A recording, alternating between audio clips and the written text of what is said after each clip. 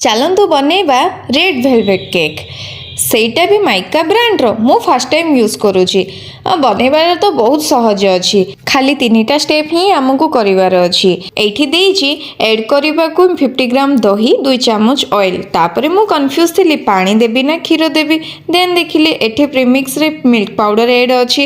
ଦେନ୍ ମୁଁ ୟୁଜ୍ କରିଦେଲି ପାଣି। ଆଉ ଟିକେ ଟିକେ ପାଣି ଦେଇକି ମିକ୍ସ କରିଦେବି ଯେମିତିକି ଲମ୍ପସ୍ ରହିବନି।